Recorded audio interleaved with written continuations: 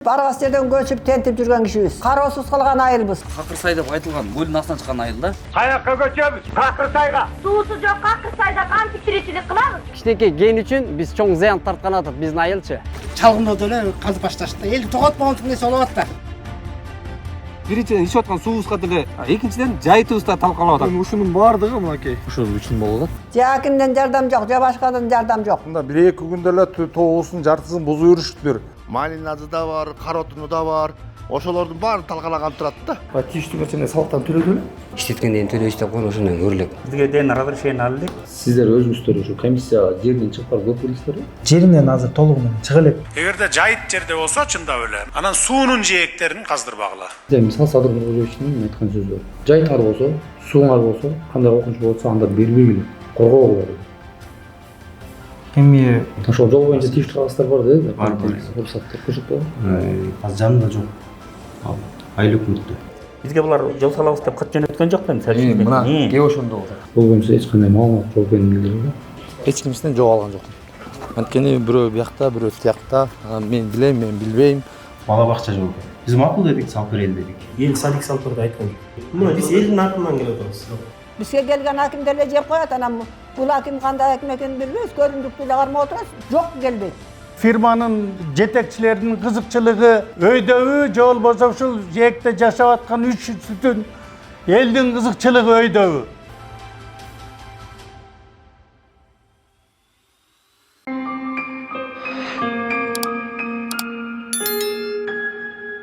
Ушул копту тияга Сагыт айылына карайт, тияга Комсомол карайт. Орто силердики, орто биздики. Биз бияка даша албайбыз.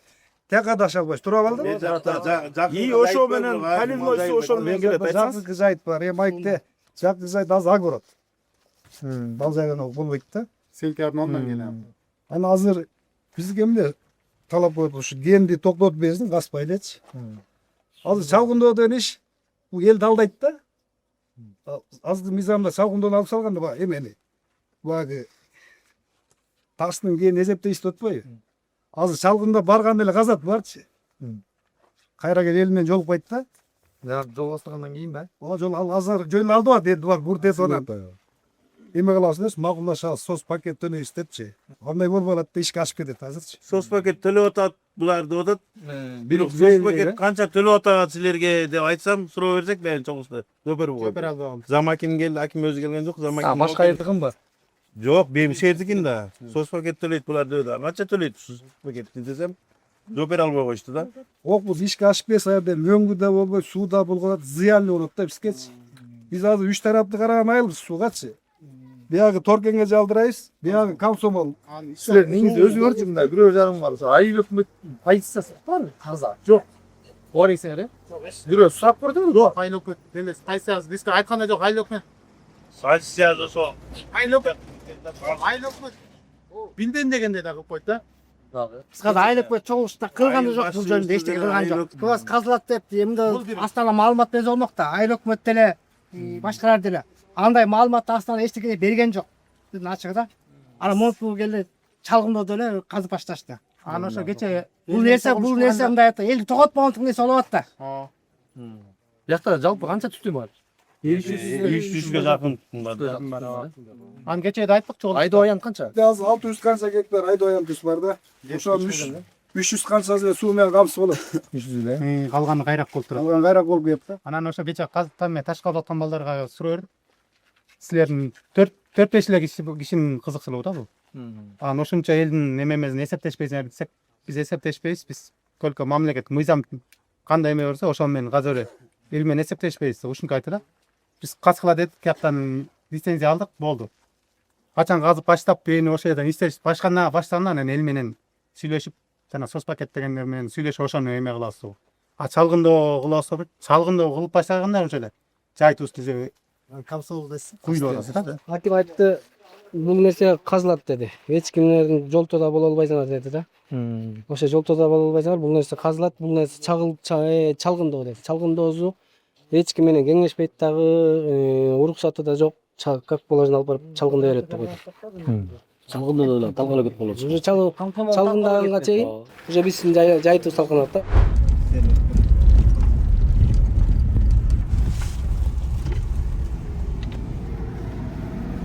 Kettilermi? Sağ aleyküm. Kettilermi? Boldu bu. Ataqtan bu. Sizlerin жетекчилигине канча уктап болот биз? Келишем? Болду. Урматтуу туугандар, биз кум конушка баратабыз. Жанагы квартир чыгат деген жак ошол кум конуштун ичинде экен. Азыр ушул жака жол салып техникалары кече келип эми токтоткон иштейт. Азыр жолдон кетип баратып көрдүк. Ошо техникалар ылдый түшүп бараткан экен. Бирок деген нерсе бар. Бул жакта эмне себептен баягы эгер бир иш так болсо, баардыгы мыйзамдуу туура болсо, анда келген техникалар артка эч качан кетпейт эле. Кетип атканына караганда бул жакта эл көтөрүлүп, маселе болуп, коомчулукка алып чыгабыз деген сөз болгондон кийин баягы куйругун түйдү деген да суроо бар. Эми анын алдын ала тактайбыз го. Дагы алдыда. Анан бул жакта негизгисинен ушу кум конуш делет. Ушу кум конуштан ушул жанагы илгерки Какырсай, азыркы көтөрмө айылы. Ошол жака суу шакка түшөт. Бири кулак суу шакка түшөт. Анан ушул айылдын же болгон мал жанын баары ушул караганы бир кокту. Себеп дегенде бул тарабы комсомол болуп калат экен, тиги тарабы совет болуп калат экен. Эми ал андай отурган болсо жайыт талаш маселеси да пайда болду. Ошон үчүн бул жакта элдин таналып ушул квартирды кыстырбай эле тинч жайына коюп, ошо жайыт жапжашнакай турган жайыт болгонун кереги жок деп жатат. Ал да көрүнүштөр. Азыр могу жаңы жолду ушул салып башташкан да болот, э? Ушуну түртүп баштаган, элден уруксаты жок, эчтеке жок ушун. Ушул жол түртүп баратып. Түртүп баратып. Суудагы суунун көзүн да жаап коет да мунчу. Азыр ушул коктудан ушу жайылып, айылга барган суу ушул коктудан 3 жерден чыгат да булактын суу. Бирөө мына бул жактан келет. Бирөө ушул, бирөө жанагы жерден тартылган ылдыйкы. 2-3 кокту. Ошо 3 кокту 3 жерден чыккан суу ушул жерден иш жүрүп атып эле, ушул суунун көзү жабылат, булактын көзү жабылат. Суу да акпай калышы көп эмес да. Айыл тим эле суунун тартыштыгы азыркы моментте көйгөй болуп атат. Канчалык жолду кеңейтип, кумду бул жака чүргөн сайын суунун көзүн жабат, суу да токтойт. Тигил жакта да иш жүрүп атат. Ал жактан да суунун көзү жабылып, кыскасы суу да жайыт эмес, биринчиден ичип аткан суубузга деле зыяны келет деп ойлойбуз да биз дагычы. Экинчиден жайытыбыз да талкалап атат. Ушунун баардыгы мынакей. Дал ушул таштын. Ол ак таш кварц. Түшүнүктүү айтайын. Ушул үчүн болуп атат. Бул жакта илгерки Какырсай, азыркы көтөрмө. Ушул айылга барса суунун баардыгы жана дагы ушул бири карабкан кокту. Баардыгы талкаланат деп эл наразы болууда. Жайытыбызды, суубузду сактап калыштын себеби бир себеби да бар. Ушул биздин жайытыбызда мынакей могул жерде малларыбыз жүрөт. Эми кыргыз эли, кыргыз болгондон кийин баардыгыбыз ушу мал жан менен тиричилик кылабыз. Ар бирибиздин биринен экиден малыбыз бар. Ушул жакты, могул жакты мынакей аскалы зоону бүт түрткөндө таш тийип же ушул жактан зоо болуп калат экен, ушул жерден учуп кетсе ушул малыбызды булар төлөп да бербейбиз дейт. Биз ушул мал менен тиричилик кылгандан кийин малыбыз өлүп калса кимге пайда, кимге зыян? Ушул бизге зыянды калып берип атат да. Кварцка каспасын дегенибиздин себеби экологиябызды да талкалап атат. Могу бетти көрсөңүздөр, мынакей малина, карагат, арча баардыгы бар. Ушулардын баардыгын азыр ушул жол салганда эле ушунча талкаланып атат. Касканда башкача болуп калат да. Какырсайыбыз нагы эле Какырсай боло турган болуп атабыз биз. Даан эле. Эптеп ушул мал жаныбыз ушул жер менен окат кылабыз. Мал жаныбызды ушул жака айдайбыз. Келип элибиз келип малина терип кетебиз. Ошондочу жана малина, карагаттын баары ушул могу жол аркылуу өтөт да туурабы? Ооба, ушул жол аркылуу барып малина, карагаттын баардыгы тебеленет. Арчабыз дагы бүт тебеленет. Мунун ичинде арча бар, четин деген тал бар, кара отун деген бар. Малина, карагаттын баардыгы ушул коктун ичинде. Азыр ушулар жол салып барса, ушулар баардыгын талкалайт. Тебелеп өтөт, тебелеп өтөт үстүнөн. Мына куюлган кумдары бүт канча жерди базып атат ушул жерди. Азыр барып ошондо кара зоо бар. Ошо зоону казып өтсө, зоодон түшкөн таш малыбызга тиет, булагыбыздын көздөрүн жабат. Кыскасы бизге зыяндык берет. Суубузду ушул сууну ичебиз биз өзүбүз. Малыбыз ичет, адам ичебиз. Анан ушул суунун баарын булгашат ошолор. Айылды ушул суу багат да жалгыз. Айылды ушул суу багат. Башка суу жок. Башка суу жок. Biz көчкөндөн талбай көчүп, аргас жерден көчүп, тентип жүргөн кишибиз. Биз кароосуз калган айылбыз. Же акимден жардам жок, же башкадан жардам жок. Анан эми биздин ошол 4 жандыгыбыз кантип каяка жаябыз да, каяка тозобуз, каяка багабыз. Андан көрө бизди башка жака көчүрүп жибербейсиңерби, анан каза бербейсиңерби? Бизде оокат кылышыбыз керек да. Мына бала чака каяка барып оокат кылат? Заводубуз болбосо, фабрикабыз болбосо, иштеп турган жерибиз болбосо, ошону карап отурабыз, ошо жаңгыз коктуну. Кум коныштап коет. Жатканыбызда кум, турганыбызда кум, жегенибизде кум, турган жаңгыз жайытыбызды аман-эсен коюп койгула балдар. Садырга деле айтабыз, садырга да кайрылабыз. Жалпы эл суранып атат, жалпы бала чака суранып атат. Өткөндө да айтканбыз, аким келип бизди ким экенсиң дебейт. Мени ичип атасың, мени жеп атасың, менен дем алып атасың дебейт. Андан башка жайытыбыз болсо, анда бир жөн. Ошол жайыт менен дем алып, ошол жайыт менен оокат кыла берет элек. Башка айылга барсак бербейт. Сенин жайытың жок, берде акың жок дейт. Же аким келбесе, же айыл өкмөттөн жардам жок болсо, же акимден жардам жок болсо, жеп алат да, ичип жеп алып, тоюп алып кете беришет. Бул аким кандай аким экенин билбейбиз, көрүндүктүү эле кармап отурабыз. Жүзүн көрсөк экенбиз, түсүн көрсөк экенбиз, сөзүн уксак экенбиз. Бою башы кандай экен, сүйлөйдө иштери кандай экен деп аңдап отурабыз. Жок, келбейт. Ушул проблема эч жайыттарыбыз кургап атат, малга тоyut камдай албай атабыз, эшигибиздин астындагы бактар куурап атат. Эч кандай мүмкүнчүлүк жок суу жагынан. Ушул башыбыз ооруп атса, эми дагы бир проблеманы бизге башыбызга үйүп атат. Бир эле биз айыл болгондон кийин мал менен оокат кылабыз, огород менен оокат кылабыз. Огородубузга суу жетишпейт.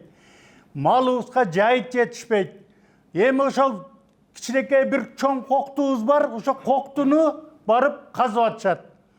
Эгерде ошол коктунудан бир билектей суу чыгат, ошо булактын көздөрүн кошо жаап, бизди суудан да кемитип атат, жайыттан да жок кылып атат.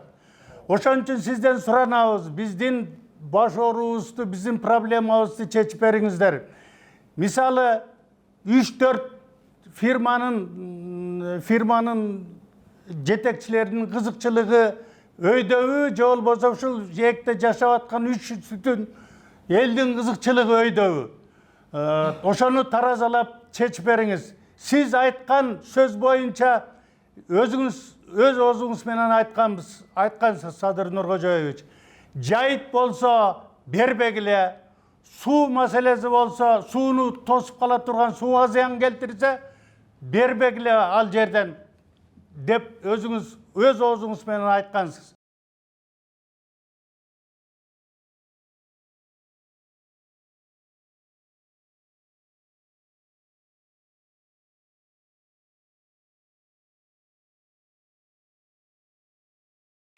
Эми булар жергиликтүү жетекчилер ал эмени эске албай, өзлөрү билимдикке салып, айыл менен бир ооз кеңешпей, айылдын эли менен бир жолукпай, түз эле барып туруп экскаваторду салып, 1-2 суткада итапкан жерди бузуп ийишиптир. 2-3 булактын көзүн жаап коюшуптур. Ошон үчүн сизден суранабыз, биздин айылдын элинин талабы ушул, аяктан эч кандай кварцтын бизге кереги жок. Бизге жайыт керек, бизге суу керек. Урматтуу Садыр Нуркожоевич, сизге биздин көтөрмө айылынын, Токтогулдун көтөрмө айылынын кайрылуусу деп билиң, мынабынча ушул бир айылдын кайрылуусу. Биз бул жака 70-жылдары 2 айылдан куралганбыз бер, Акчийин ичке деген. Келгенден бери мынакей биздин жайыт илгертен тар. Жайыт маселеси биз ушул ака жереме алып келе атабыз. Ушул коктун ичинин кырынан чыгып, биягына кылсак комсомолу кууйт, биягына кылсак совет кууйт. Ушу менен орто жерде биртке коктубуз болсо, мунун 16 гектарин жанагындай фирмага өзүнчө эме кылып берип коюпсуздар. Мынакей алар келип алып туруп, биздин эл менен эч кандай эзептешпей, биз менен бир эч болгондо айыл өкмөтү же болбосо айыл эме райондук жетекчилер бир эме кылбастан ушу жерде барып алып өзүм билемдик менен баары казышып, мынакей биздин балдар бар ошол жерде немени көрүп, жерди көрүп. 16 гектар дейт. 16 гектар болгондо өзү аерде 60 гектарга жетпеген жер бар. 60 гектардан 16 гектар аны сүзүп, эме жол салгандан кийин 20 гектар жер кетип калат экен. Нар жака канча мал батат? Бу жерде 300дөн ашык эл бар. Ошолордун малы бар. Ушуларды каяка алып барарын билбей эл кыйналып эл болсо ошо канча суранып атат, эч кандай бизге жардам жок. Ал биринчи өзү Садыр Нуркожоевичтин айткан сөзү бар. Биринчи эл менен, анан кийин жергиликтүү бийлик менен, анан кийин барып анан тияк менен эме кылып анан каскалар, эгерде ошол эл макул болуп, эл уруксат берсе, элге зыяны жок болсо деген сөздөр бар эле. Сөзүңүз бар эле, ушуну эске алыңыз. Биздин айтар арманыбыз ушул бир көйгөйдөн эме кылып атсак, экинчи көйгөйдү салып койду. Мына бул эмени биз бербейбиз. Канча эме кылсын, мейли эме кылса дагы биз ошол жол болсо бизди көчүрө турган жерге көчүрүп кайта өзүбүздүн ордубузга алып барып койсун. Ошол жака эле барганда кыбарсын алабы, башкасын алабы, ала беришсин. Көтөрмө айылынын тургундары сизге кайрылып жатабыз. Кайрылганыбыздын себеби мына ушул биздин айылыбыз өзү жайыт боюнча ушу тар. Эки айылдын ортосундабыз. Биягындагы жайыт бербейт, биягы да жайыт бербейт. Болгону ошо көтөрмө айылынын бир эле коктузу бар. Ушул жаз күз ошол жактан гана малды ошол жактан гана карайбыз. Эми мына кварц деп могу бир жеке ишкерлер келип алып, биздин лицензиябыз бар деп мына барып мына 1-2 күндө эле тоогусун жартысын бузуп жүрүштүр. Сизден суранып ушу биздин ушу көйгөйүбүздү ушу туура кабыл алып, мына өзүңүз деле айтып кеттиңиз эле, ушул жайыт маселеси элге зыян тийбесин деп айттыңыз эле. Суу зыян болбосун дедиңиз эле. Бардыгы каршы чыгып атат. Мына жайытыбызды да талкалап атат, жайытыбыздын кидете жарымын талкалашат булар. Суубузду өзү башында булактардын бүт баарын жаап атат. Эртең менен барып келдим мен Коңгонушка. Барсам, нар жакка чейин жаап коюптур. Булактардын көзү бүт өлүптүр, жок булактар. Анан нар жагына барсам, 600 метрдей казып коюптур. Башты 800 метр бар бийиктиги. 800 метрди ойурмалаганда албеттин тупарагы калбай калып, бүт эле бетке токтоп калып, ортодо бир колот бар болгон эле болду. Мактап келсе бир 25 гектар чыгат. Аерден жөө киши деле чыга албайт. Малинасы да бар, каротуну да бар. Ошолордун баарын талкалаган турат да. Айлык мыт баш чыгып турат же? Жок бул. Нече кетти? Тендер кабыл. Орунбасачы? Сырт кабыл. Жайытка боюнча кеттиң экен. Жайыт азыр чыкып башлады. Келди. Аты жөнүңүз, кызматыңыз? Дайыр Сулайманов. Дайыр Сулайманов. Кызматыңыз толук? Жайыт ажысы. Коңгонуш боюнча сиздерден канча гектар уруксат алды эле? Неги ошол боюнча мына биринчи маалымат айтасыңыз, ошого жараша сөздөр кете берет да. Мына жер болчу да. Бизге ден разрешение алдык. Силердин разрешение 15 гектар, 15 тоттук жок алды экен же. Или тиги госстроительство эме боюнча гана эме болгондо. Ошондо негизи процесс боюнча кандай болуш керек? Процесс боюнча бул жака эме болгондо могу жактан жолду ачып беребиз дегенде тазалапчы, жайытка барган жолду да кеңейтип, расширение кылып Коңгонушка барган жолду. Коңгонушка жолду тазалап, анан ошо көтөрмө айыл үчүн соцпакетке салып беребиз дешкен. Бул жерде айыл өкмөттүн катышуусу эмес, Кыргыз геология институтунан аукционго коюлган экен. Ошол аукцион негизинде жанагы Майташ жоопкерчиликтер коому Golden Monkey деген эме осо уткан экен да. Канча сомго утканы бизге белгисиз. Анан аларды ушул жактын документациясын ырастап бүткөндөн кийин жолду алып баргандан кийин бизге болгону баштапкы жайыт акы жана жол түгөнгөндөн баштап Коңгонушка барган жолдон ошол жанагы кен чыгуучу жерге чейинки расстояниядагы жолдун кеткен эмесин ущербти жайытта салынган жолдун потеряны эметип ошону гана төлөп бермек да. Андан кийин анан алар чалгындоо ишин жүргүзгөндөн кийин тактап мынча жылдык запас бар дегендей өздөрүнүн эмесин тактап чыккандан кийин андан кийин ошого жараша биз менен келишимге чыкмак. А бул жана жол салып баруу мыйзамдуу азыр мисалы жолду 1,5 километрден ашык жерин сүрүп барып кетти да. Ал жерге Силердин уруксат ала эмес да, албетте. Бизден делек аны эметин алат да. Экология Жок, мисалы сиздердин ошол мисалы сиздердин жайыт менен жол кырып өтүп атпайбы? Силер ошо мисалы бул жолдон Кумонуштун жолунан бул жака чейин кегенге чейин бара турчу жол салат деп атпайсыңарбы? Ошого бизден уруксат алып деп атпайсыңарбы? Туурабы? Силердин алып турсат атпайбы? Силердин жайыт төбөлөдө Ооба, бизде жанагы госрегистр менен бирдиктөө өзүнүн коэффициенти менен жана расценкаларын эсептеп чыкмакпыз да. Канча сом эме потеря болмок депчи жайыттанчы. Анан баягы мамлекетке керектүү нерсеге макулдук беребиз да, айла жок. Бул мамлекетке керектүү эмес да, жеке тарап экен. Мен анткени мына жайытка жакында эле майта ЖЧК деп турбайбы? Жоопкерчиликтен коом бул деген жеке тарап деген сөз да. Аукциондан ускандан кийин бизге да айла жок болуп калды да. Бизге задание бергенден аткарышыбыз керек деп кичине. Даляны ким берилди? Администрациядан келет, андан кийин өкмөт тараптан берилет. Айтсаңыз берген заданиясы барбы мында? Кагаз түрүндө же устный беришиби задание? Официальный берди элек, мен жакында эле котордум да жайыткачы. Мурун берип эме дештичи элем да. Официальный берилекпи? Же берип Бериле элек пока. Бизден документ кете элек азырчы пока бул жака. А бирок документ кете элек болсо эле жол салып аткан кандай кантип мыйзам? Мисалы айылдын ичинен бир кичинекей жерде сүрүп койсо толтура штраф салынат. Кымдай жерде сүрүп туруп бир береминкага же болбосо короздук фундамент. Жана экологтордун немелерден разрешение алса керек да ошо жолгочу. Менимче. Бирок мисалы сиздин кызматыңыз кайсы? Жайыт адиси. Жайыт адиси, муниципалдык ишкананын ичинен жайыт адиси. Ошо жайыттын баары сиздерге карайт да, тиштүү иштердин баары сиздерге карайт да, туурабы? Анан сиздердин жайытты талкалап жол салып бараткан силер эмне реакция кылдыңар? Ошон үчүн эл макулдук бербей атат да. Жок, мен макул ал, эл макулдук жогунан сурап келдим. Сиздин кызматыңызды сурагым келип атат. Биздин кызмат. Чынын айтканда бул боюнча эмне билген эмес белеңиз? Жакшы маалыматым жок эле да бул боюнча. Чын ачык эле. Мисалы мен кечээ күнү өзүм ошока чейин барып келдим. Ошо жерге чейин. Жолду буяка чейин эмес, буяка дрон.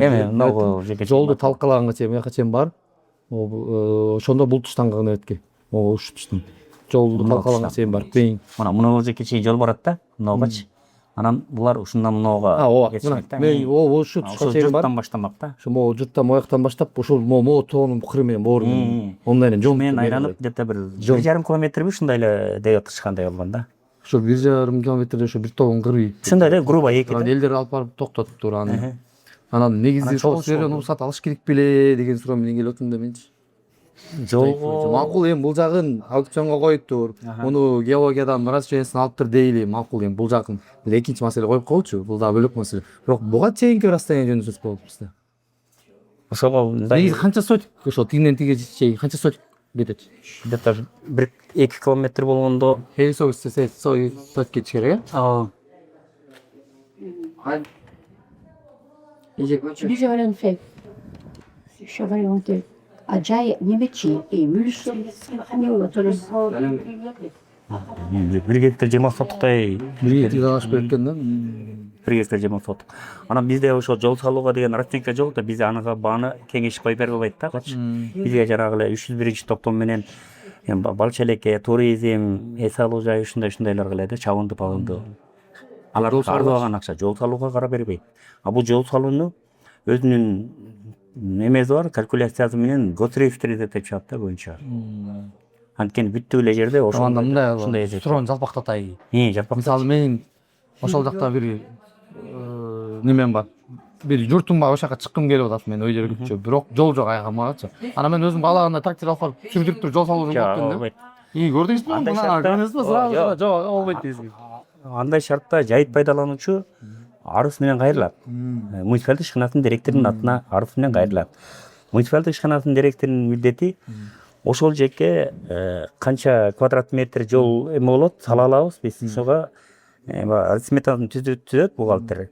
Эсептеп чыккандан кийин каржысы жете турган болсо кат жөнөтөт. Эката инспекцияга. Алардын эмесин өз алдын сала албайм.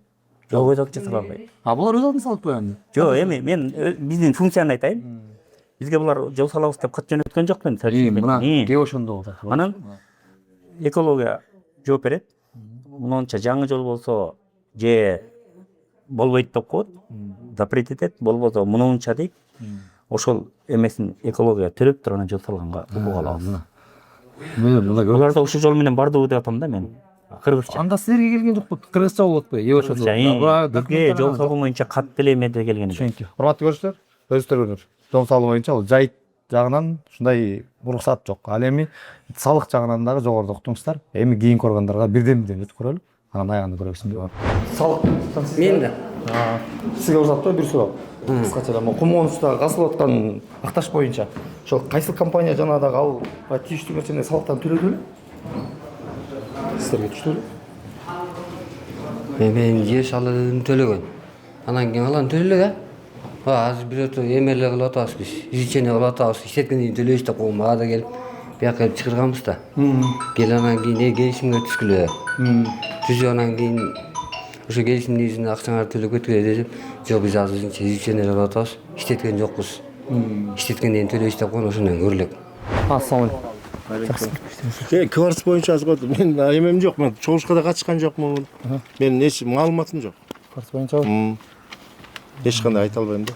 негизи маалыматсыз болуш керек беле айылкүн орун басар катары. Мисалы айылкүн келсе айылкүн жок экен. Орун басар жок чогулушка өзү катышты, өзү болду. Анан мен катышкан жок. Чогулуш каякта болду? Көтөрмөдө болуптурбу? Асыл каякта элес? Мен биякта болдум, өкмөт өзү катышты да. Экөөбүз эметкенде биякта бирөөбүз калабыз да. Биякта жүрүштү. Анан биякта калгам, биякта элди кабыл алып. Бирок маалыматыңыз жокпу? Маалыматым жок, ошол мен деле ошол эл катары эле ошол жана көрүлүп ошол эметип аткан билем, анан мындай. Уруксат сурап буяктан келгендер барбы? Кварцка? Ошо компания тарабынан. Өкмөткө келсе керек, ал боюнча өкмөт өзү иш алып барат, андай эме боюнча мен алып барбайм. Барбайсызбы? Мен келсе деле өкмөт менен сүйлөшүп жок дегенде кайсы компания экенин мындай билсек болобу? Маалымат бере аласызбы азыр? Жок, билбейм. Канча убакыттан бери иштейсиз? Мен 2010 бери иштейм. Жок, орун басар болуп деген. Орун басар болуп 2010 бери иштейм. Бул айыл өкмөттө? Ооба. Сиздин башыңыздан көп тагдыр өткөн турбайбы? Сиз билишиңиз керек. Бул жакта айыл өкмөткө караганда Мага кайрылган жок да. Мага кайрылган жок. Мен ал боюнча маалыматым жок. Сиз жооп берүүдөн качып аткан жоксузбу? Жок, качкан жокмун, эмне качайын? Ошо мисалы көтөрмө боюнча анын үстүндө бул кварц бул чоң тема болуп атат да. Анан ошол боюнча билбесеңиз аябай кызык болуп атат. Анын үстүндө 2010дон бери орун баса болуп иштесеңиз ушул айыл өкмөттө. Мага кайрылган эмес, өкмөт ошол кезде өкмөт менен эле сүйлөшүлгөн. Мен андай сүйлөшүп менде маалымат жок анда. 2010дон бери орун басар болуп иштесеңиз тарынбаңыз, бир ачык эле айтайын. Көп маалымат билбесеңиз кызык да экен беки. Эми сиздин жумушуңузга мен баа бере албайм го. Бирок 2010дон бери иштесеңиз мейли, ийгилик болсун. Урматтуу көрүүчүлөр, мындай да. Биз бул жака келип азыр тийиштүү жактардан баарын сурап атабыз. Бирок жооп мен алган жокмун. Эч кимсинен жооп алган жокмун. Анткени бирөө биякта, бирөө тиякта. Мен билем, мен билбейм. Андай эле, мындай эле. Эми азыр администрация барып көрөлү, администрациядан кандай жооп болот. Ал жактан да ушундай жоопсуз калбаса экен деген. Эми чынын айтканда мындай да. Жоопту тактагы эле берип койсо болот. Анан жооп бербей койду, жообу жок экен деп айтса, анан кайра жаман көрүшөт. Жашыра турган эмне бар? Кварц боюнча келди, көтөрмө айыл боюнча. Комиссиянын төрагасы биринчи зам. Комиссия түзүлдүбү? Комиссиянын төрагасы ошол жерде өткөндө барып эл менен жолугушуп өткөргөн, чогулган, сүйлөшкөн, бардык суроолорго жооп берет. Маалымат берет. Маалыматты берет. Рахмат. Мынакей, эгер кварц казыла турган болсо, анда бул биздин булактарыбыздын көзү бүтөлөт дагы, биз суусуз калабыз. Ансыз дагы суу таңсыздыгы бизге маселе болуп, айылыбыз курап атат деп бул биринчи маселе. Андан кийинки маселе ошо сиздердин жүргүзүп жаткан ишмердүүлүккө болгон ишеним жөнүндө айтып жатышат да, канчалык деңгээлде мыйзамдуу экен, канчалык деңгээлде туура иш алып барып жатышат деген сыяктуу суроолор менен айыл элди чакырып кече күнү съемка кылганбыз. Анан бүгүн атайын органдарга, сиздерге кайрылып, экинчи тараптын жообу катары алып келдик. Анан биринчи өткөндө систем баштайлы анда. Бүткөндө чогулуш болгон экен, ал жакта комиссия түзүлөт дептирсиздер. Деги эле бул иш боюнча сиздер качандан бери маалымдарсыздар, качан башталды? Негизинен бул лицензия 2025-жылы берилген экен. Бул жеке ишкер компанияга. Булар бүт тиешелүү документтерин жана өзүнүн Кыргыз Республикасынын жаратылыш министрлигинин алдындагы бүт талап кылынчу документтерин толугу менен аягына чыгарып бүткөндөн кийин анан бизге келип, биз менен таанышып, өзүн тааныштырып, анан ошол жерге тиешелүү жолду мыйзамдуу болуш үчүн тиешелүү тартипте трансформациялап бергенден кийин анан биз жергиликтүү бийлик менен макулдашкандан кийин ал жердеги чалгындоо жумуштарын баштайлы депчи, мыйзамдарга ылайык. Сиздер менен таанышканыбызга 1-2 ай эле болду окшойт, бир ашып кетсе 2 ай түзүндөй эле болду. Анан чындыгында ал жерде трансформация боюнча тиешелүү документтер баары даярдалып бүткөндөн кийин чалгындоо жумуштарына киришүү үчүн жолду тегиздеп башташкан. 6 август күнү, адашпасам 6 август күнү элде нааразычылык пайда болуп, анан жеринде жолугуш уюштурулду.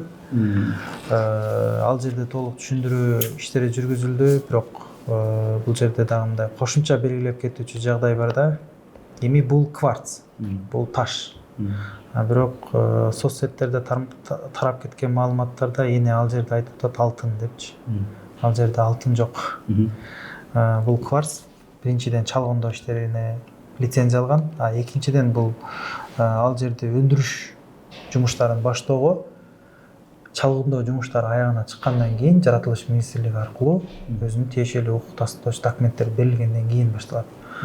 Ага чейин булар түркү ал жерде изилдейт. Сиздер өзүңүздөр ушу комиссия жеринен чыгып барып көрүп келдиңиздерби? Эми жеринен азыр толугу менен чыга элекпиз. Ачыгын эле айтыш керек. Биз буга чейинки келген документтерде трансформациялоо башындагы иш кагаздарын толугу менен караганда бул карта боюнча таанышканбыз. Комиссия жеринде чыга албай атканыбыздын бир себеби бүгүнкү күндө Жалал Абад экология кызматы жалпы область боюнча карайт. Областта Токтогул районунун координатору кылып бир адисти бекитип берген. Ал адис бүгүнкү күндө эмгек өргүүсүндө. Азыр биз ошол кишини эмгек өргүүдөн чакырып алуунун үстүндө иштеп атабыз. Буюрса мыйзамдуу тартипте эмгек өргүүдө чакырып берсе, биз жеринде толугу менен таанышып туруп, бирок бул жерде дагы эске салуучу нерсе бар да. Именно ошол эле министрликтин Жалал Абадтагы өкүлчүлүктөрү тарабынан адашпасам экология башкармалыгы тарабынан 2026-жылдын 28-июнунда корутунду берилген. Бул жана өзүнүн экспертизалык корутундулары да. Андан кийин 2026-жылдын 8-апрелде дагы бир экспертизалык корутунду берилди. Бул техникалык долбоорго. Андан кийин өнөр жай коопсуздугу боюнча 29-январда дагы корутунду берип атат. Булар поэтапна келип атат. Эми биз бүт бардыгы мыйзамдуу болгондон кийин биз жеке ишкерди бул кыргыз жаранын колдогону жергиликтүү бийлик милдети болуп саналып калат. Но бирок мыйзамдуулукту сактоо менен. Мыйзамдуулукту сактоо дегенде бүт тиешелүү иш кагаздар. Туура, сиздер бардыгы мыйзамдуу экендигине көзүбүз жетти, анан биз трансформация кылып бердик деп жатасыздар да. Анда эмнеге ишкердин баянтан берки убактысын алып токтотуп койдуңуз жумушун? Эгер мыйзамдуу болсо. Мындай да. Мисалы бuyakta экскаватордун бүт баарын арайында калып атасыңар чынбы? Күнүнө саналып атат чынбы? Туура. Азыр ал жакта жок. Туура, алып түштүңөр. Ошо берип койдук, бирок ошондой эле төлөп атабыз. Төлөп атасыңар. Анда эмнеге анттыңар? Элдин нааразычылыгын эске алуу менен биз толугу менен дагы кайрап чыгайбыз. Бул жерден ишкерди да бара кылбай, элди да нааразы кылбай, башында эле эмне себептен эл менен чогулуш болуп, элге айтылган жок себеп. Эми мындай да, жер казынасын пайдалануу боюнча мыйзамдын долбоорунда сиз айткан талап жок да. Бул жерде элдин үнүн уккандан кийин биз, мен аким менен деле сүйлөштүм, ошол мыйзамга өзгөртүү киргизүү боюнча сунуш жөнөтөлү депчи. Чалгындоо жумуштарында жергиликтүү тургундар менен макулдашуу жүргүзүлбөйт. Эгерде бул жерде булар уже разработкага, уже жумушка, өнөр жайга уже кирип кетип атканда, ал жерде сөзсүз түрдө эл менен протоколдоштуруп, жолугуну өткөзүп, соцпакеттер түзүлүп, андан кийинки процедуралар жүрүш керек эле да. Эми бардыгы мыйзам чегин. Эгерде мыйзамда сиз айткандай талап көрүлүп калганда, жергиликтүү бийлик, жергиликтүү тургундар менен жолугушууну уюштуруп, ал жерде үнү угулсун деген чалгындоо жумуштарына ошентип жазылса, биз анда аны жасамакпыз. Анда эмнеге мунун ишин кармап отурсуңар? Биз элдин үнүн, элдин талабын угуп, ишкерлер ошол жерде видео материалдарды өзүңүздөр деле көрдүңүздөр го. Эл токтосун деген талапты коюшту. Азыр да коюп атат. Ооба. Бүт баарын тиешелүү укук коргоо. Азыр биз бул жерде мындай маалымат келип түшүп атат. Биз бака буну факты деп айта албайбыз. Азыр экинчи тарап жүрүп атат деген сөз болуп атат. Эгерде бизге ушундай маалыматтар келип атат. Тиешелүү тараптарданчы. Экинчи тарап атайын бул нерсени уюштуруп атат депчи. Азыр укук коргоо органдары, тиешелүү органдардын баардыгы буну тактап жатат. Толугу менен тактоо иштери бүткөндөн кийин аягына чыгарып, ошондо жарыялап атат. Бияктын конкуренттүү жагында ушундай түшүндүңбү? Үчүнчү тараптар да. Ушундай түшүндүңбү? Ушу үчүнчү. Аякка кызыктар тарап. Кызыктар тараптар. Силерден бөлөк казадым дегендер. Элди уюштуруп. Убагында ошо, например, лицензия албай алгандар же ошол убакыт жерлерге кызыгып жүргөндөр мүмкүн ошондой иш аракеттерин жасап, элди уюштуруп, ушу 5-6 адамды уюштуруп ушундай иштер кылып. Сиз өзүңүз ошол жакта барып эле жүрсүз да, көрүп эле жүрсүз да? Ооба, мен өзүм токтолуп турам. Мен ушул жерден. Ал жакты көрдүңүз да, жайлоо экендигин, жайлоо мындай экен да, тоо экендигин, жана балдар жайылып жүргөндүгүн көрдүңүз да, чоң. Торкен деген ал жакта карагаттар, ал жерде малина, баардык баягы керек болсо кызыл китепке кирчүү өсүмдүктөр да бар экендигин көрдүңүз. Ал жер мындай да, биз азыр ошол жерде кызыл китепке кирчүү эч кандай өсүмдүк жок. Анын корутундусун бүт Академия наук берген бизге. Бул лицензияны могу соглашение номер 2-nin алардын астында, проектибиз өтөрдүн астында. Ошолордун баарын өткөрөбүз. Академия науктан келет, биоразнообразиядан келет. Ошолор бүт корутунду бермейинче экспертиялар чыгарбайт. Көрсөтпөбү? Так.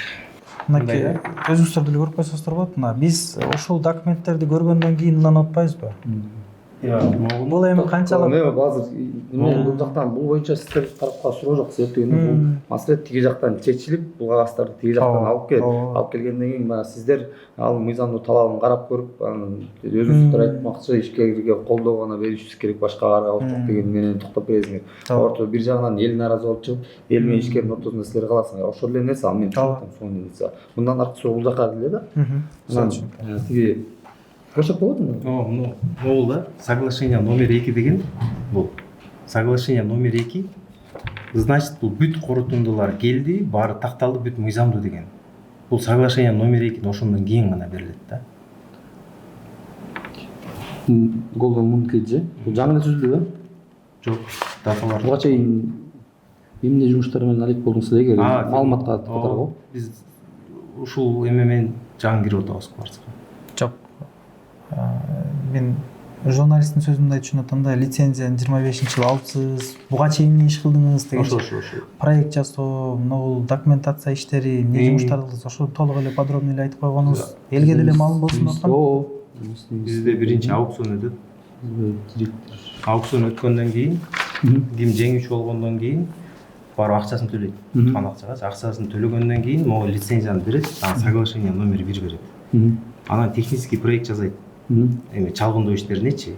Ал тех проектти жазгандан кийин, ал тех проектти могу 3 экспертизаны өткөрөт да.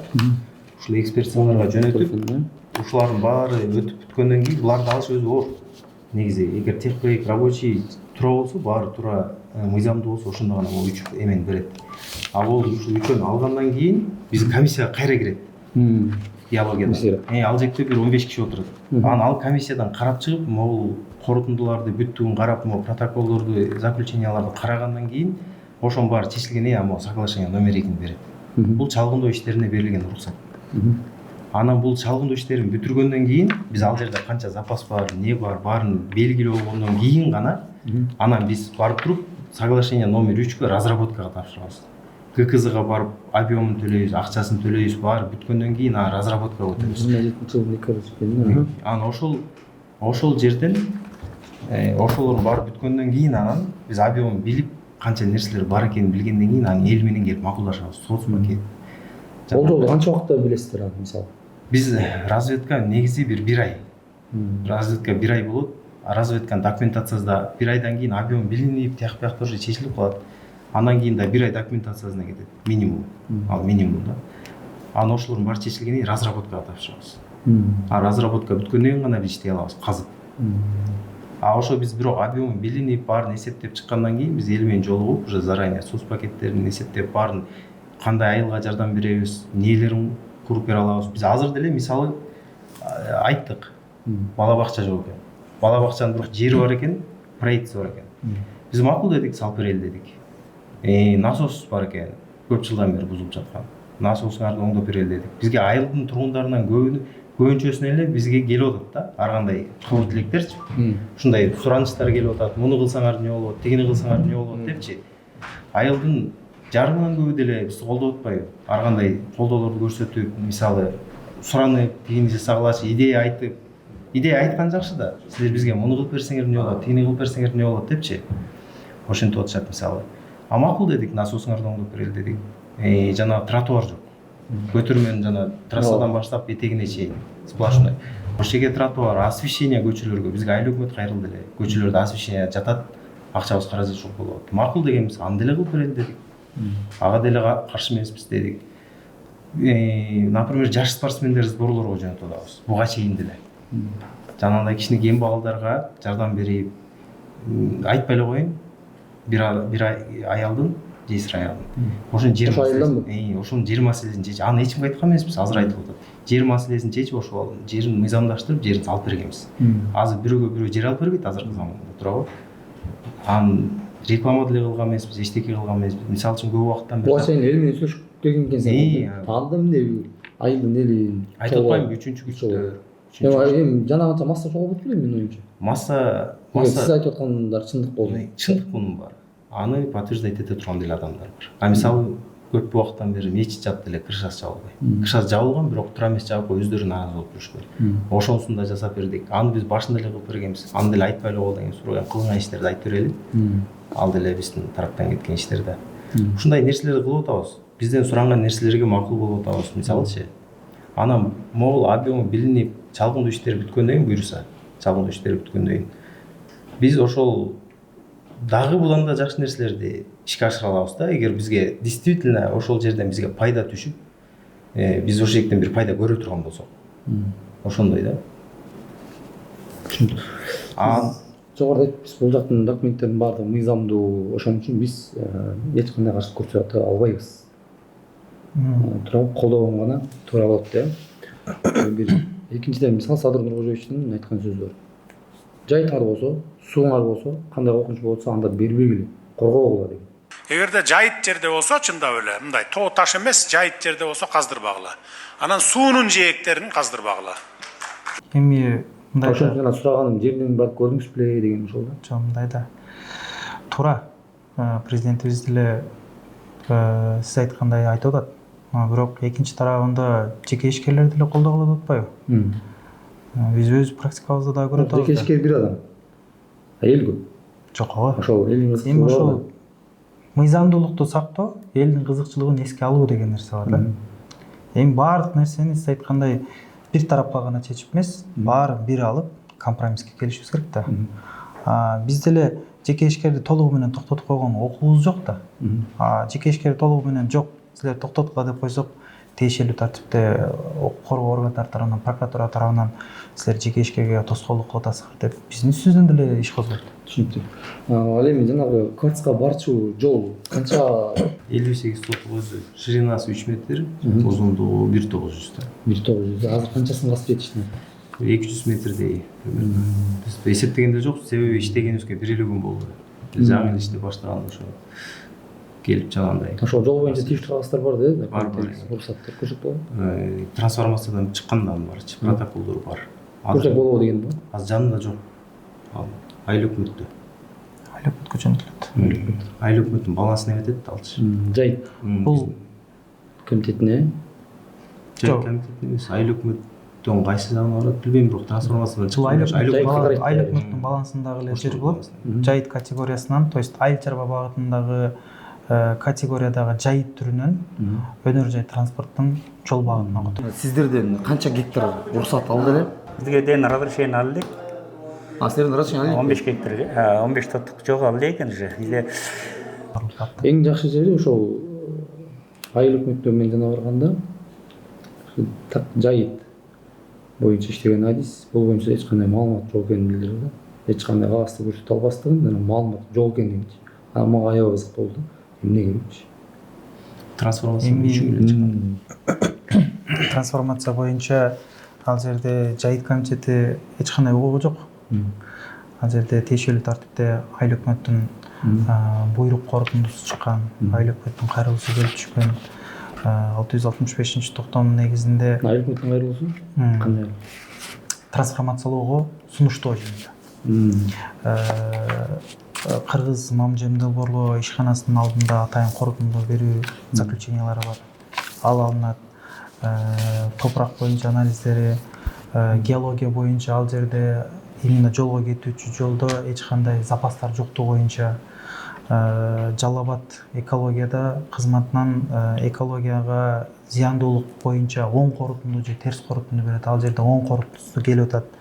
Андан сырткары бүт райондук мекемелердин дагы корутундулары алынат.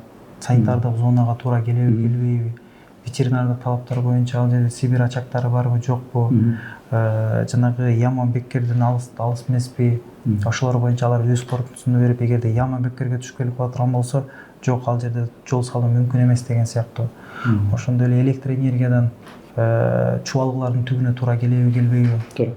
Бүт баардык корутундулар Токой чарбасына туура келеби. Эгер Токой чарбасынын өзүнө туура келип кала турган болсо, аны биз жасай албайбыз. Аны министрлер кабинетине чейин көтөрө турган маселе болуп калат.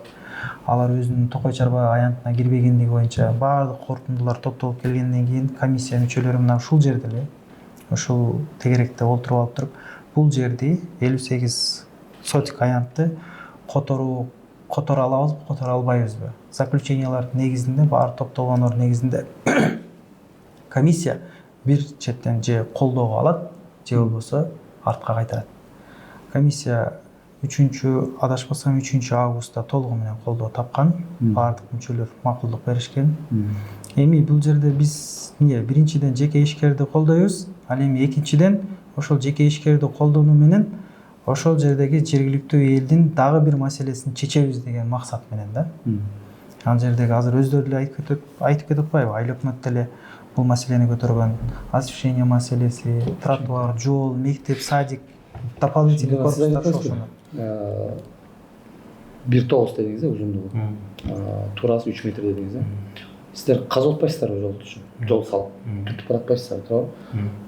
Түрткөндөн кийин анын топурагын кайка барасыңыз? Ал үстүндө растительный слой болот да. 10 сантиметр. РСПны өзүнчө чогултабыз. РСПны өзүнчө чогултабыз, РСПнын астындагысын уже жолдун жээгине үйүлөт. Ал мисалы үчүн 3 метр деген рабочий бар го, рабочий полоса деп коет да. Ошо рабочий полосасы 3 метр болот да. Анын бул жагында откосун, бул жагында откосуна аны үйүлөт жол. Аны биз негизи эч жака ташып кете албайбыз. Себеби заң барын ташып кетчү болсо мүмкүн эмес. Мүмкүн эмес биринчиден. Биз жол салып барганча эле банкрот болуп калабыз. Экинчиден аны рекультивация бар да. Биз рекультивацияны проект жаздырганбыз. Ал жерде дагы экспертизалардан өтүп келет момунда болупчу. Ошо эртең мисалы ал жерде жабышыбыз керек болуп калса, рекультивация кылышыбыз керек да кайра. Мисалы запас чыкпай калды. Ошо рекультивация кылганда биз аны кайра каяктан таап келебиз анча топ. Ошондо силер 3 метр 1,9 58 сотик болуп атпайбы? Капталдарына топурактар төгүп кетип атасыңар, туурабы? Ошондо трансформация болбогон жерге төгүп кетип атасыңар. Туура. Жок, ал өзү айтып атпайбы? Рабочий эсептелет да. А просто биз ал рабочий сиздерге сиз рабочий айткансыздар. Ал эми төккөн топурактын трансформация болбогон жайыт жерге келтирген зыяны жөнүндө айтып атам. Анын мисалы биз ошо азыркы эле айтып кеткендей башка жака да ташып кете албайбыз. Ал жерин баягы эгер түз жер болсо дагычы биягына жарттан төкүп кетебиз. Сиз ал өзүңүздөр билесиздер, аяк серпантин болуп чыгат. Бет төккөндөн кийин обязательно коюлат. Жогору дегенде 5-6 метрге коюлат. Бери карайчы. Мен деле ошо жерден көрүп келдим да. Анан ошол 5-6 метрлик жерге ким жооп берет дейсиз бар да? Ал жерине тиештүү барат да. Кийин да жол салып бүткөндөн кийин дагычы. Тиештүү органдар барат, карайт. Аларды жоопкерчилик тартууга даярсыздар кызыкасы. Эгер ошолор эгер эметип берсе, мисалы ашып кетиптир жасылер трансформацияны эңертен десе, анда ошого жараша алар өздөрү чечим чыгарат. Жоопкерчилик тартууга даярсыздар кызыкасы. Ооба. Жанагындай папка болуп жасалат, алда моюнка экспертизалардан өтөт. Мисалы эртең ал жерден запас чыкпай калса, биз ал жерди рекультивация кылып туруп кайра жаап туруп кетип калабыз. Жолду. Обратно жабабыз. Өзү рекультивациянын өзүнүн процесстери бар, ошону жасайбыз, кетебиз. Же болбосо бизде рекультивациялык счет деген бар.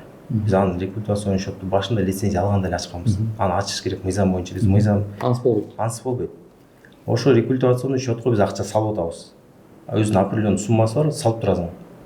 Жарым жылда мынчадан, жарым жылда мынчадан депчи. Ошонун баарын салып растап атабыз. Эртең мисалы ошол счеттон алып биз рекультивация кыларда. Биз ал счеттогу акчаны только ошо рекультивация кыларда гана берет да бизгечи. Болду ал жака кирген акча ошо этегинде геологиядан бул рекультивация болсун деген гана эме келбесе, кагаз келбейче чыкпайт. Ал жагын да эске алып коюш керек да. Биз мындай тиште болуп качып кетип калбайбыз. Туура жана сиз башта айтып койсузбу? Ишкерди дагы колдош керек. Ошол эле учурда элдин дагы кызыкчылыгын караш керек деп жатпайсызбы? Эгер билесиз да, баарыңыздар эле билсеңер, булактын көзү качат суу, билесиздер. Кайсы бир жерде казуулар болсо, же ар кандай болсо, булак сөзсүз эле суу качат. Астындачы. Если ушул коктудан түшүп аткан суунун көзү качып, суу токтоп калса, ким жоопкерчилик алат анда? Жалгыз карап аткан бир суус, бир булак суус. Демек, бул боюнча экологиядан тиешелүү корутундулар алынып атпайбы? Анда экологиянын адамдар жоопкерчиликти алып атпайбы? Алар ал жерде бүт айлана чөйрөгү, ошол жерде курт кумурскага чейинки зыян барбы жокпу баарын эсепке алып туруп корутунду беришет да.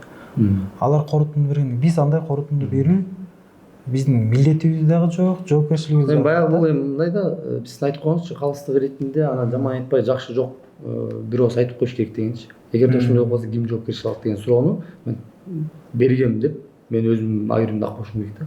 Себеп дегенде ал жакта өзгөчө айылда суу маселеси абдан оор экен.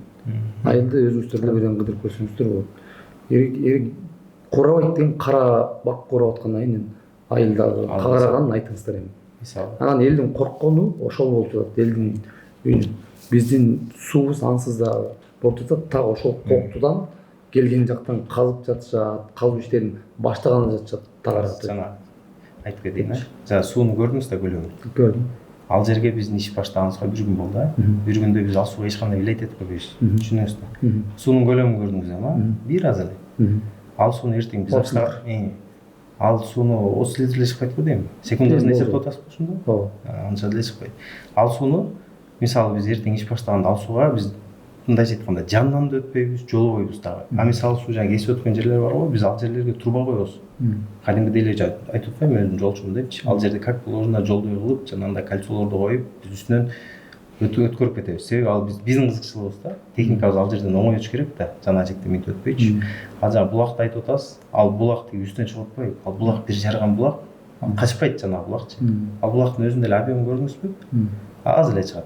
Ал булакка биз айтып аткандай эле бир күн болгондо баштаганыбызгачы негизи ал булакка биз труба коюп, түйүнөнчү казып 1 метр казып туруп, труба коюп, анын үстүнөн насып кылып туруп өткөрүп салалы дегенбиз. Эми ага деле жетишпей калдык да. Болду мисалы силер сос пакет сунуштай турган болсоңор, канча сунушташка ыкмы? Болду өзүңөрдү бар. Сос пакетти биз эл менен алып кетебиз да. Эл менен алып. Болду. Элге канча көп болсо ошончо да. Элге канча көп болсо ошончо жакшы. Силер биз момча гана сунуштай алабыз деп өзүңөрдүн бир жактан тапкан пайдаңарды, бияктан эсептеп туруп айтасыздар да. Ооба, ошону тапкан. Тияктан тапкан пайданын баарын эме берем дебейбизсиңер сөзсүз түрдө, түшүнбү? Ошону дагы бир сурап алыш бар да. Ошол айтып атпаймынбы, тиги объемун билип бир баарын эсептелгенден кийин анан ошо сунуштайбыз да. Чалгындоо иштери ошон үчүн да. Чалгындоо иштери бүткөнчө биз азыр иш экенин айта албайбыз. Бирок биз чалгындоо иштери жасап биз ошону объем билгенче эле жана анча-мынча нерселерди кылып берели деп атканбыз. Жана санап кеттим го ошол нерселердичи. А биз уже чалгындоо иштер бүтүп объем чыгып, разработкага киргенден кийин андан да башка жакшы иштер болот да. Биз аны качпайбыз. Мунун бир себеби биз токтолуп өз жер эл менен жолугушуп барбы ошондо? Эл менен жолугушканда, например, жанагы айтылгандай эле болуп атпайбы азырчы? Бирок чалгындоо учурунда азыр жолугуп эчтеке обещать эте албайбыз да. Туурабы? Ажа садиктерди могу кече жакында эле айтып атышпайбы? Бизге садик болсо жакшы болмок, могу ызычуу кылып барышкандан кийинчи жарымы бизди колдоп атат. Ошолор мисалы сунуш айтып атат. А колдобогон бир 5-6 адам ал сунушу да жок да. Сунушту айта алышпайт. Определенный нерсечи. Ошолор мисалы келип сунуштаса бирдекечи, мындай кылбайлыбы жигиттер, тиңдей кылбайлыбы десе, биз аларга деле ойлонуп туруп көнөбүз да. Сунуштагандарга көнүп атпайлыбы, туурабы? Азыр мисалы деле мамлекет деле садик салып берем десе, ушунча жылда салып бермек да. Бирок ал садикти салыш үчүн канча вагит болот. А мисалы бизге ошону ишенип айтып атышат, эгер ушулардын колунда салып берип коет. Жанагындай насосный станцияларды оңдоп коет, освещенияларды кылып коет депчи. Ошондой бир сунуштар менен келсе жакшы. Жанагы разработка келгенде биз ошондой сунуштар менен келет да элдер бизге уже. Айыл өкмөт келет, элдер келет, ошондо отуруп ортодон обсуждать этебиз. Обсуждать этип бүтүп анан кийин ортодон соц пакетти ошону бир чечимге келебиз да. Кечээ 5-6 адам чогулду. 5-6 адам эмес. Эл толук чогулду. Анан бир маселе. Сен жол салып койдуң. Эгер мал өлүп калса, төлөп бербейм болду. Мен азыр жол ушул эле айттым го. Эгер ошол жок, ошол жерден эгер мисалы ошол жеринен, ошол жериненчи, эгер мал учуп кетип, биздин салган объектиден бир ушу малга же эмесине зыян болсо, биз төлөп беребиз. Төлөп беребиз. Силерге караштуу аймакта. Бизге караштуу, биздин именно биздин эмебизге тиешелүү болсо проблема жок.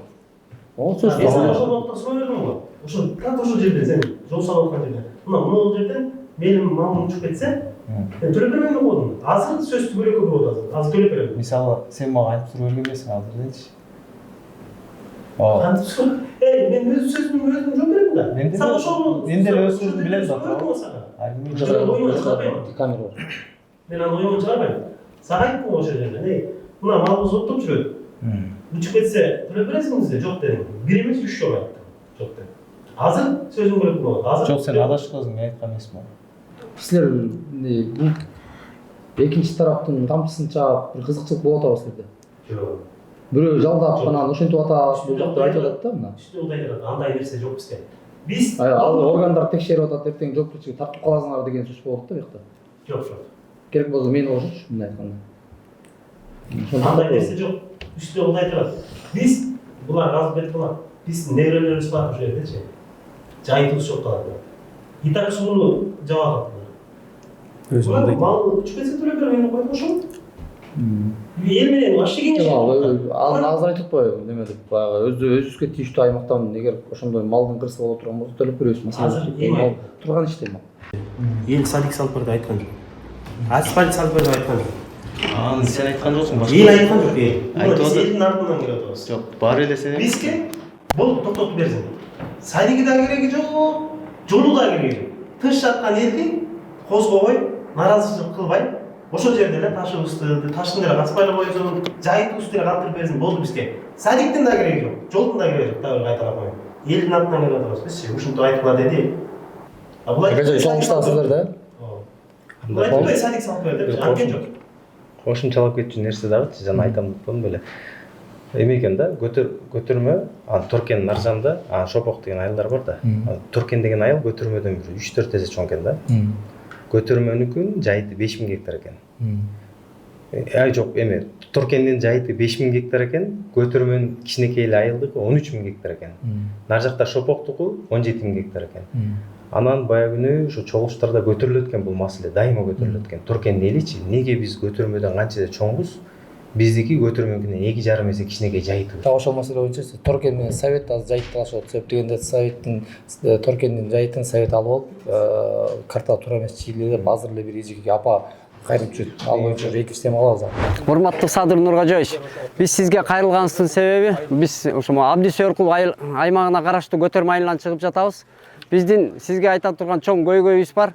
Биз өзү Токтогул районундагы көтөрмө айылында ушу чакан эле айылбыз. Биздин азыр ушу биздин жайыттан кварц ташы чыгып атыптыр да, ошону азыр кен казууга ушу тендер өтүп, уже каскан ачат. Бирок бул нерсени айыл эли билген эмес да. Ал өзү таш казыла турган таш өзү чакан болгону менен биздин жайыттарыбыз талкаланып жатат да. Биздин суу көйгөйүбүздө маселеси чоң маселени жаратат да. Эки айылга биз көз карандыбыз, поливной суу боюнчачы. Анан биз жаштар, биздин айылыбыз ушул. Сиз гана токтоп бербесеңиз бул эмени тендерди башка эч кимдин алы жетпей атат. Биздин кайрылуубуздун себеби ошол да. Анын үстүнө биз жайыттар бул көп жылдап барып калыптанат да. Кичинекей кен үчүн биз чоң зыян тарткан атат биздин айылчы. Ошого урматтуу Садыр Нуркожоевич ушуга бир көңүл карап, кош көңүл болбой ушуну маселени чечип берүүгө суранабыз жаштардын атынан. Урматтуу Садыр Нуркожоевич, биз ушу Токтогул районунун көтөрмө айылынан тургуну болобуз. Ушу бизден кварц таш чыгып, ушул жерде биздин жайытыбызды талкалап 16 гектар жер деп ушул эл менен да кеңешпестен барып казып аткан. Ошого сизден суранабыз. Биз өзү Токтогулдан, эски Токтогулдан көчүп чыккан айылбыз. Ушу бизде суубуз да жок. Ошол суунун да, булактардын дагы көзүн жаап атат. Ушул жайытыбыз да талкаланып атат. Ошондуктан сизден суранабыз, ушу чечип берип коюңузду суранабыз. Суранабыз.